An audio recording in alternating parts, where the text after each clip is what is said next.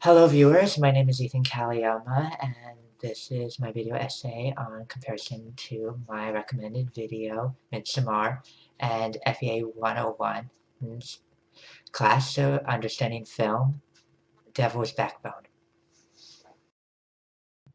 In the film of The Devil's Backbone, Carlos, our main character, is haunted by the spirit of Santi, who follows Carlos and warns him of the danger to come.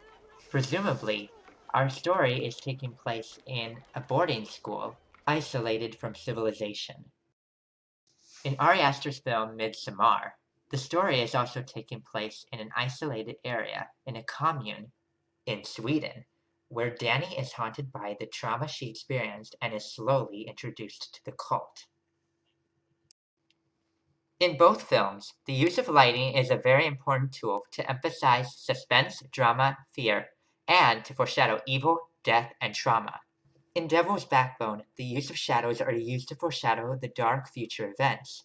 For example, in the ending scene, Jacinto enters back into the school where the shadows of the school consumes him to foreshadow that he is the villain of the story. In Midsommar, the shadows represent Danny's personal state of mind. In one of the clips of the film, Danny has a nightmare about her point of view on death, the loss of her family, and the rising suspicion of her unreliable friends like her boyfriend Christian and his friends, and also her anxiety of being alone. Either way, both films maintain and pinpoint the theme of grief and sadness. But Devil's Backbone reflects more on the emphasis of the Spanish War and the effects of the war on human psyche, especially children and their losses, and finding their place in the world in the midst of the war. Even though both movies take place in a confined environment, they both introduce the different essence of hauntings. The common trait of both films is that when the main characters are alone, either in their state of vulnerability or isolated, the ghosts appear to them and try to warn them. In Devil's Backbone, the spirits of the dead interact with the characters and encourage their survival and the unfolding secrets. For example, the ghost of Cesares helps the children escape from the locked storeroom. With the film element of cinematography, Cesares' kindred spirit is not entirely seen because the director wanted the audience to look through the children's eyes. But with Santi's spirit, he embodies revenge and unfinished business. One scene in particular is when Jacinto is beaten and wounded by the kids who are going to be killed. He is thrown into the pond and the camera follows him. The format color of the water represents the same color as the limbo juice from the jars where unborn children are immersed in, and how the orphanage sells them to superstitious villagers from afar outside the school's area. As he's struggling with the way of the gold, the spirit of Santi appears once again, but this time betrays Jacinto's crossing to the condemned afterlife. His task was to help the characters defeat the story's villain and guarantee their escape from the boarding school and to head homewards to society. A similar sequence to the ghost characters from the horror and romance movie Crimson Peak, written and directed by Guillermo del Toro, the same person who wrote and directed Devil's Backbone. But moving on towards Midsommar, Danny's experience of hauntings are a lot more different than in Devil's Backbone. Over the duration of the movie, we experience Danny's personal journey and feelings, and the spectator becomes her and experiences the same turmoils as she does.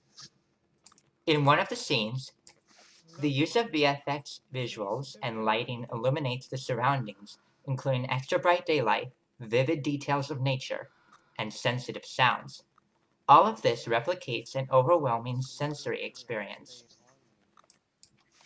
As her mind expanded with the help of the cult's drugs, we were able to see her expanded consciousness, specifically her personal hauntings and fears.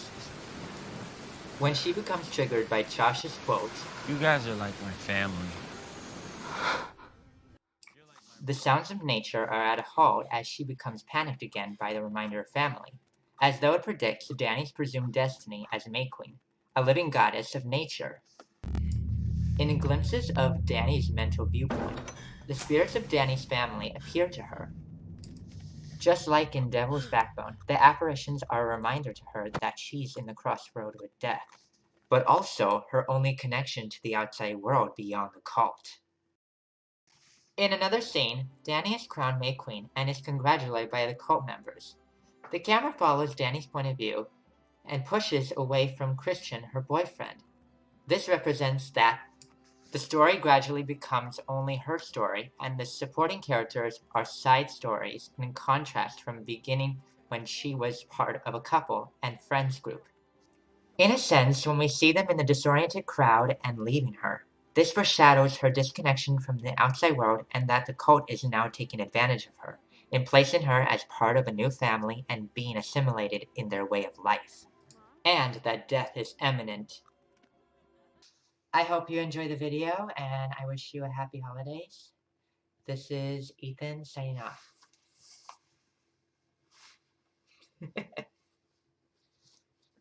Happy holidays!